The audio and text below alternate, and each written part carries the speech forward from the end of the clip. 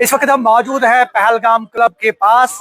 और पहलगाम की अगर हम बात करें तो यहाँ से आज एक बड़ी खबर ये कि रियासत के जो वजीर आला हैं उमर अब्दुल्ला आज बाज़ाब्ता तौर पे अपने काबीना के रुफ़का के साथ, ये आप देख सकते हैं यहाँ क्लब में एक अहम मीटिंग जो है उसकी सदारत कर रहे हैं। काबीना की एक अहम मीटिंग यहाँ आज मुनक्कद हो रही है जिसकी सदारत रियासत के वज़ीर आला उमर अब्दुल्ला कर रहे हैं। और उसके साथ साथ अगर हम बात करें उनके काबीना रुफ़का की तो काबीना के रुफ़का भी यहाँ पे मौजूद हैं और आला ऑफिसरान भी। और इस हवाले से सिक्योरिटी के कड़े और पुख्ता इंतजाम किए गए हैं। आप ये देख सकते हैं, ये आप देख रहे हैं सिक्योरिटी के कड़े और पुख्ता इंतजाम। पहलगाम इलाके में हम मौजूद हैं और ये पहलगाम का मशहूर मारूफ क्लब है। और इस क्लब में जो आज मीटिंग मुनक्कद हो रही है वो मीटिंग जो है काबीना meeting, cabinet meeting, Jammu Kashmir के जो वजीर आला है उमर अब्दुल्ला उनकी सदारत में ये मीटिंग जो है मुनक्कद हो रही है।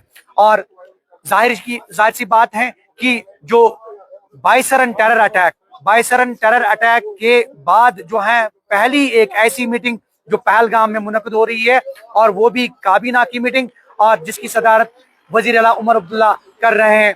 और जो हमें ज़राए से ये पता चला है कि सयाहत को फरोग देने के हवाले से और इसके साथ साथ आने वाले दिनों में श्री अमरनाथ जी की यात्रा भी शुरू होने वाली है, इस हवाले से भी कुछ अहम फैसले लिए जा रहे हैं। और यकीनी तौर पर आला ऑफिसरान भी यहाँ पे मौजूद हैं।